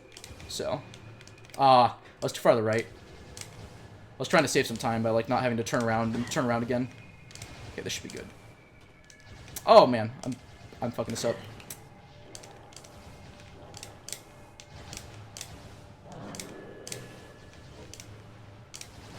Alright, I'm just gonna do that. So we failed that jump again for like the billionth time. Kind of odd. Normally I don't have trouble. And we're gonna go back and do mines all over again.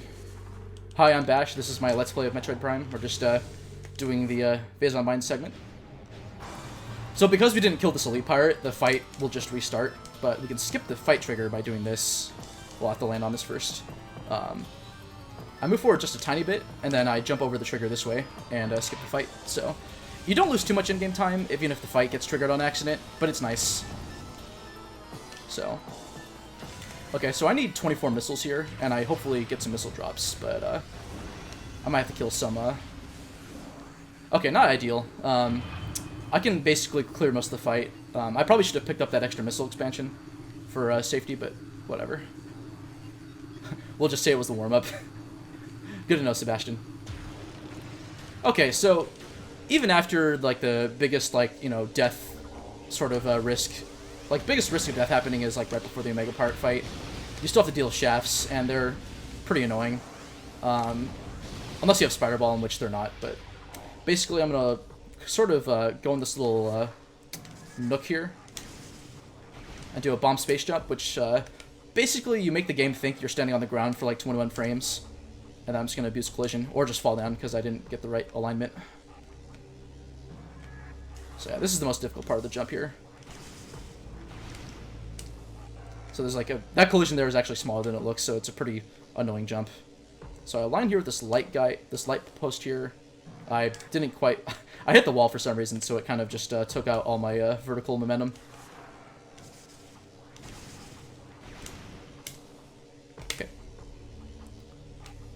This room isn't usually that bad. It's a little annoying, though, sometimes. Okay, we should be good. Cool. So that's the first shaft. Probably the harder of the two shafts we have to do here. The second shaft involves hitting this rock, which is kind of notorious. It has a pretty small collision that you can sort of jump onto it. But with this setup here that DCR taught me, it's a pretty free jump. Oh, I actually had it and then I fell off.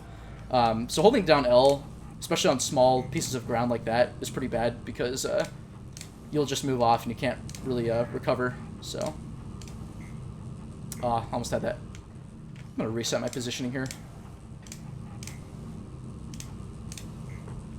I actually got it. I'm just, I'm playing a little nervous. Not too bad though. Wow, the setup is actually usually not this hard. I'm probably at a bad angle. Oh my god, I keep doing this. I need to just let go of L. I suck.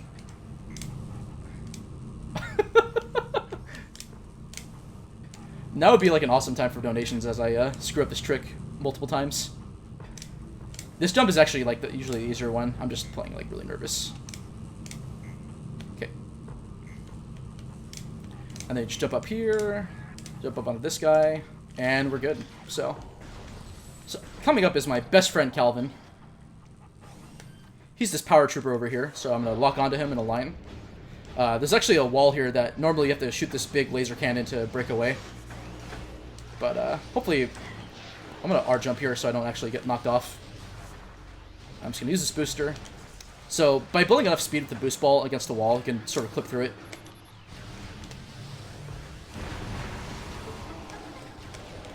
Oh, he's down here. Okay, I'm going to take care of this guy.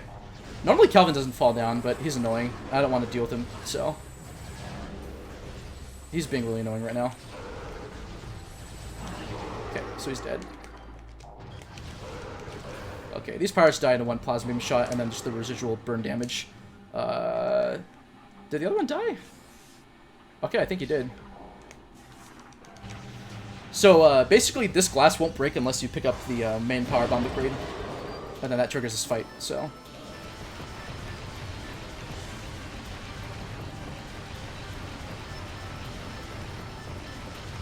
Okay, so we actually had just enough missiles here.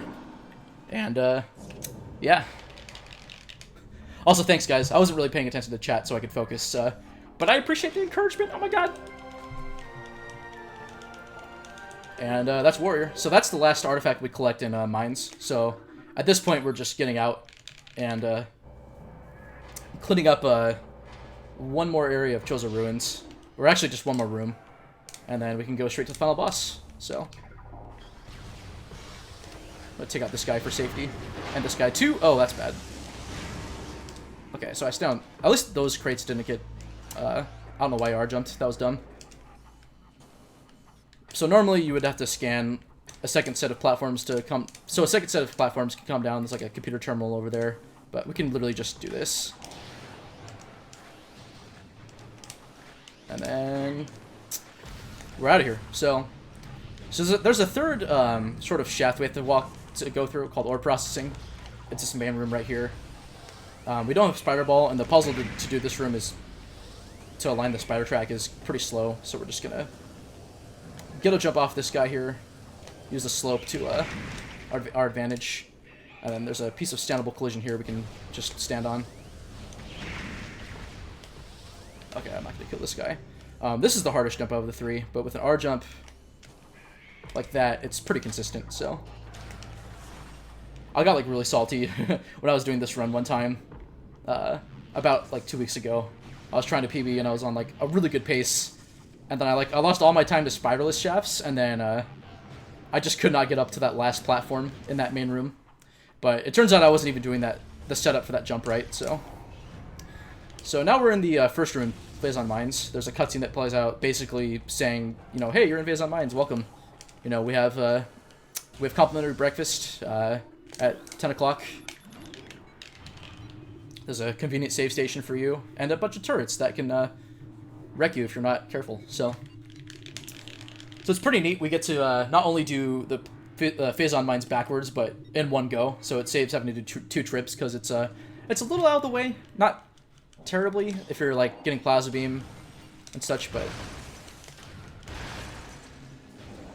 it's really cool how optimal you can do like Phazon Mines, you know, almost all of Chozo Ruins in like 2 goes. So, but yeah, we're basically at the end here. You might recognize this room in a bit. Basically, we were in the upper half of this room to get to X-ray visor, and the normal entrance to Phazon Mines is down at the bottom. So normally you're supposed to go through the crashed space pirate frigate, that tutorial level that we were in at the beginning. It's all sunken. You need gravity suit usually to traverse it. And that's the developer intended route to get through it.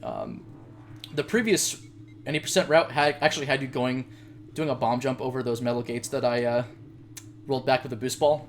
It's a pretty precise bomb jump, not terrible, but just annoying, and you can lose quite a bit of time if you fail the jump.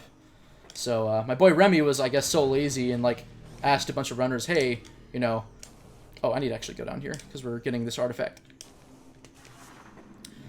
So this is the last bit of cleanup we have to do in the run before we get to the end here.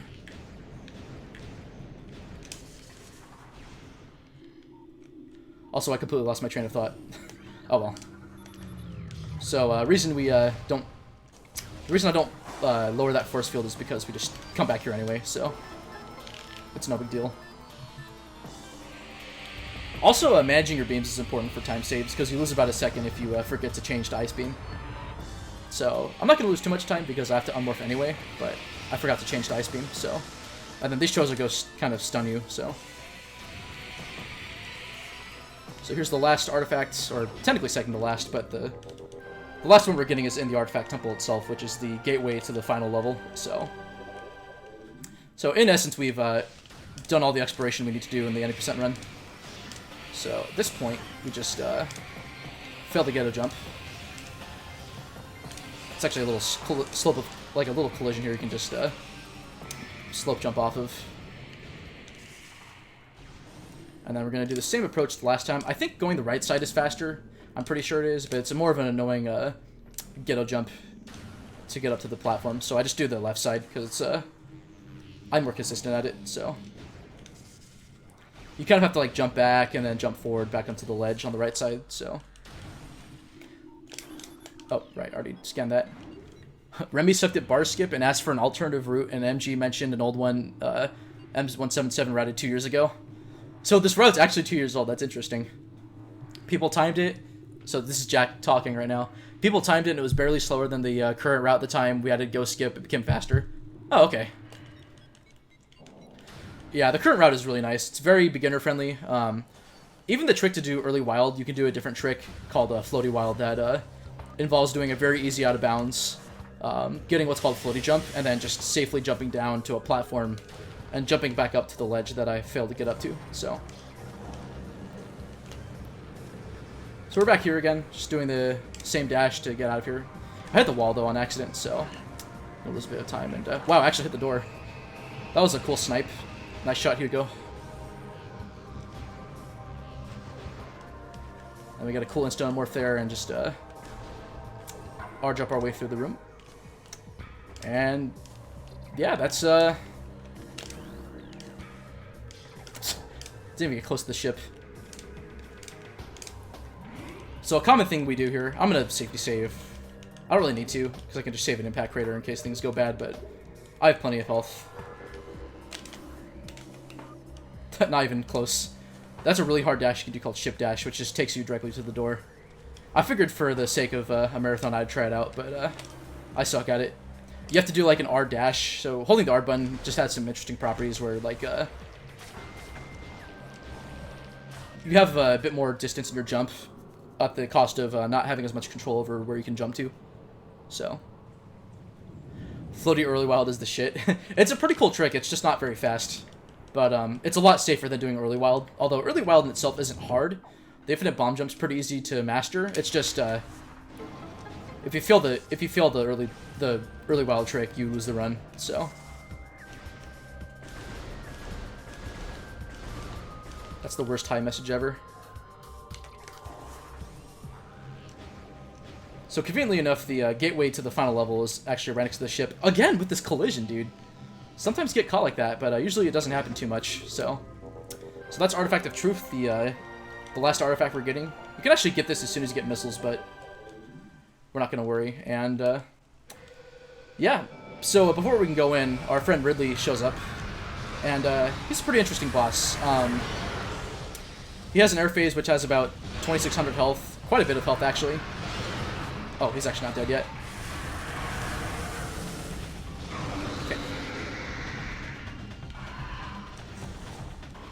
So, conveniently enough, Air Phase Ridley, for some reason, is weak to Boost Ball. And Boost Ball, if you didn't know, does about 50,000 damage per frame that the hitbox on it is active. Air Phase Ridley only has about, I think, 2,650 health. Oh, I got it too. So that's flyby skip. I've never gone that in an actual run, besides, like, practice stuff, so... And I forgot to switch to Power Beam, so I'm going to lose a little bit of time. So this is neat. It just basically plays the... If you don't get flyby skip, this same thing happens where... Oh, okay. Randomly, if you hit him too early... for some reason, his weak point becomes invincible for some reason.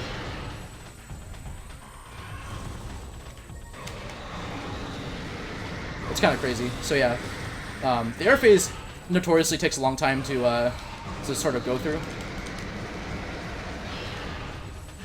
Wow, that's actually a pretty good fight.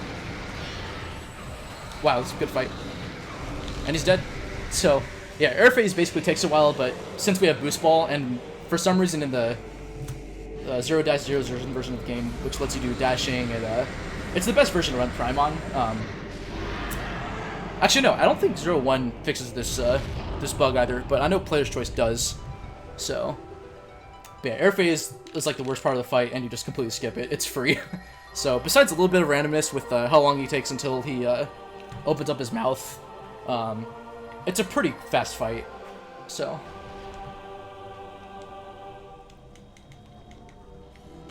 No scan dash for me today. Sometimes, if you're lucky, he won't destroy one of those little tower things that surrounds the center part of the room. And can, even though they all get destroyed, their scan points will stay active. So.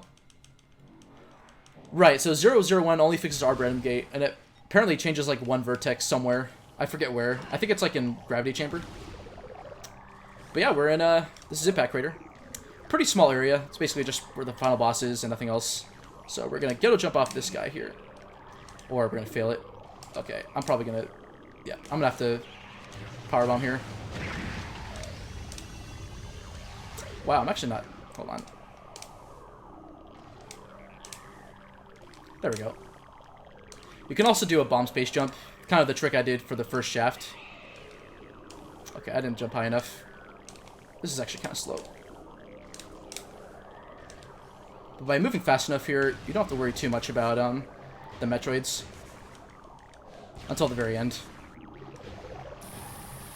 Falling down is kind of a big time loss too, because the Metroids can respawn and all that, so. But yeah, this is Metroid Prime. He has two phases, or two fights. But basically two phases, and they're separate boss fights. This is the kind of the true final boss section of it. The harder of the two fights, called Exoskeleton. And it has 4 phases to the fight. So he'll start off using... He basically is like a pirate trooper in the sense that he's only weak to one beam at a time. So right now he's weak to power beam. Just going to move to the left here, and then I'm going to bait out this melee attack. So by keeping him in this animation, he won't really do anything else. And it's... His weak spot is notoriously, like, small, so it's hard to hit it. And also, if he moves around, it can... All your shots will basically reflect back. Also forgot to charge my beam up to prepare, but whatever. So, because we don't have any beam combos, this fight takes a little while. It's not too bad. It's just with charge shots, they're not as powerful as using, say, a Super Missile or Ice Spreader. Or Flamethrower. Funny enough, Power Phase is weak to Flamethrower for some reason. So that's Subchamber 1. Subchamber 2 is going to have Power, Wave, and Ice phases in our just a random order in which he'll change to. But he'll be in each phase once, so hopefully he'll be in Ice first. Okay, that's not terrible. If we get Ice second, it'll be a little bit faster, so. Okay, I fired that a little too early. So I don't want to get too far away from him, because then it just becomes harder to hit him, and then he'll do stuff like this where I have to deal with these guys. Those orbs can do quite a bit of damage, but they drop pickups, so I'd rather get some missiles if I can. So if I keep giving this melee attack animation here, he won't really do anything else. Alright, so for the second Sun Chamber, after you hit him, he'll charge to the room. And there's a second window as he gets towards the wall where you can actually shoot a power shot at him. So this is pretty good. Ice Beam does 90 damage charge to him because he's a Metroid, he's weak to Ice Beam. So Ice Beam gets a 1.5 times power boost. But because Ice Beam's so slow, it's notoriously hard to hit him after he does the charge. But by getting those extra charge shots on him, especially with Plasma and Ice Beam, you can go through the other phases of the subchamber much more quickly.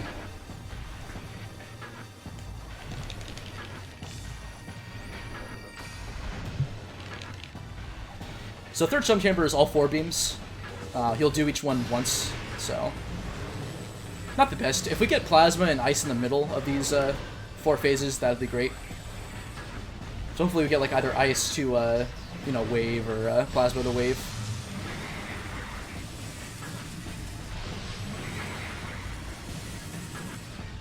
And Exo can do quite a bit of damage sometimes if you get hurt too much. His attacks aren't too hard to dodge though, so. Especially when you know the setup for this. Like, him charging into you does barely any damage at all.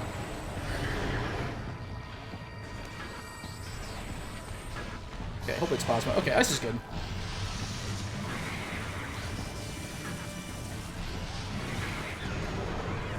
So this will be good if I get the charge shots in. Okay, that's actually not very good. Ah, damn it. I accidentally ran into him. So Plasma's also very good. It does a little more damage than Ice Beam in this phase, so 2 Plasma shots will kind of do him in. Okay, good. So charged plasma is great because you'll also take fire damage. I missed that shot though. That's unfortunate. Other than that, okay fight. I'm missing the melee attack animations just because I'm trying to shoot him. But oh well. So the fourth phase of the fights can be really bad. Basically, it's the same as the third Stomp Chamber, except he'll randomly speed up at certain points, and he can change between each color at will. So he might just change colors right now, like that. He can also change colors right after doing each melee attack. It's pretty annoying. Oh, that's another attack he could do too. And also he'll just randomly charge. Like, it's awful.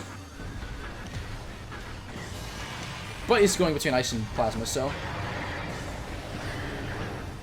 at least I can do some damage here. But yeah, these are pretty massive time losses. He's going between ice and plasma, dude. Those are like the two best ones. Okay, he's gonna scuttle over here, or not. He hasn't done the random speed up yet, so that's good. He'll speed up by about, I think, double his speed, and that makes hitting him a little harder sometimes, especially as he does the charge or whatever. Ah, I got too close. Damn it. That was good, too. I had plasma. That's okay, though. So as long as you jump over those claws, that basically he slashes out in front of them. It's a pretty nifty manipulation you could do with the melee attack. Okay, good. Oh my god, you suck. He baited out the charge plasma for me, and then decides, I'm just gonna go back to the worst possible beam. Because, okay, so now he's randomly spinning up again. Pretty annoying. But now he's slowed back down to his normal speed, so that's fine. Wave Beam is the weakest of the 4 beams charged. It does 40 damage charged. Power is actually more powerful, but what's neat though is that it homes in when charged, so... Okay, Ice is good. Ice is good.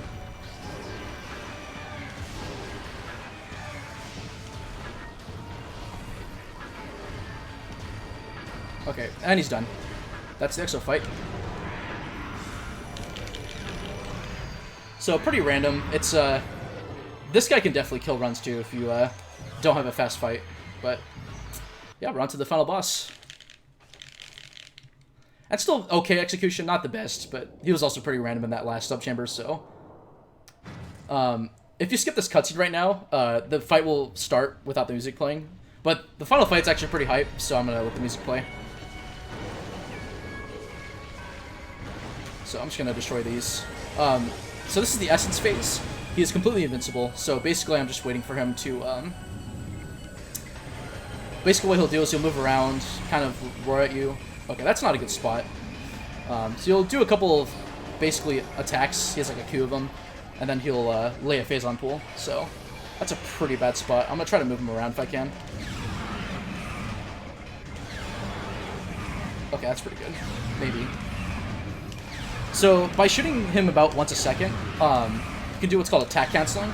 Basically, he'll do a set of attacks, or, like, he'll move around and stuff. But by hitting with Phase on Beam right when he's about to do it, it'll just completely skip the, his action. Oh, he's in, it'll skip whatever action he's about to do and just go straight to the next one. Alright, I'm a little worried about his positioning here. He might he might skip a pool and just go straight to, combat view. But never mind, we're good. So by attack canceling, it just makes him lay pools a lot faster than usual. So now, another thing you can do is oh, and time's coming up. It's going to be when the death cutscene starts happening. So by going in and out of pools here, you can conserve your phase on ammunition, and that's the fight. Time. Wow. The run's already over, man. I can't believe it. That was fun. I'm really happy with it, besides the dumb mistakes I made, but my overall execution was pretty okay. Not amazing, but I'm happy with it. I'm just glad that there wasn't too much of a time loss besides dying to Flaga and then feeling really wild, but even then, yeah, that went pretty smoothly after the early game, so even though we don't pick up Gravity Suit ever, we have it for some reason. Oh, and Themeathon mods, I'm not sure if they've transitioned over, but all right, now we have Varia suit, so it actually loads the correct suit. So we can see Varia fusion one more time. Dear Force. Shouts to Jack. He's a pioneer, which means Super Metroid, I guess, runner as well. So yeah, I want to take a little bit of time here just to basically just in tradition. I go by in-game time, so I just want to see what's on the in-game timer. Also, there's gravity suit again. The game's really weird.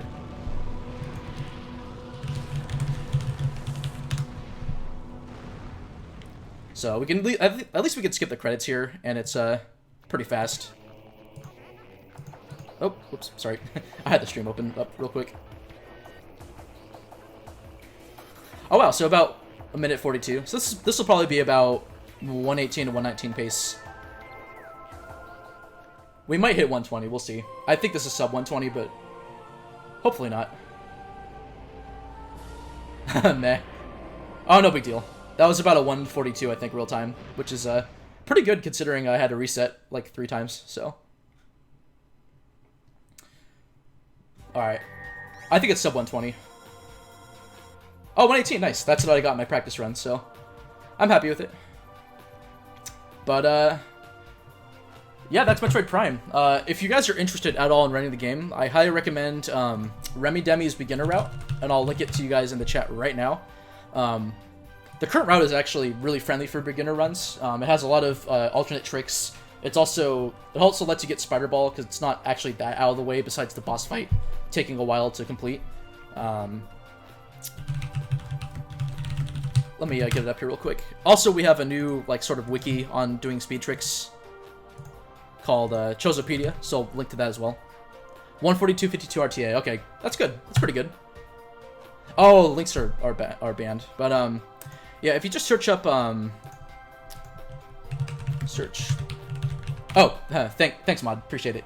So that's the beginner route. It's it goes over all the essential stuff you have to learn, but the tricks are a little more difficult, I'd say, to practice than other games maybe. But once you master them, it's a really fun speedrun regardless.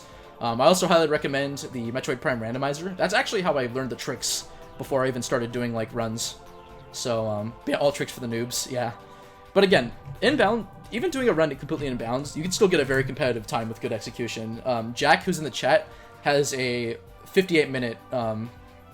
He got a 58-minute personal best about 3 months ago, I think, and his route was the exact same one that I did. The only thing I did differently than the beginner route was I skipped Spider Ball and did the spiderless shafts. But yeah, that's Metroid Prime. It's a great, fantastic game. Play casually, and the speedrun for it is even better. I also highly recommend watching some Echo speedruns too. Arguably, Metroid Prime 2 is more broken than Prime 1, so. But that'll do it for me. Shoutouts to Chaotic. He'll be running Ridge Racer, and probably.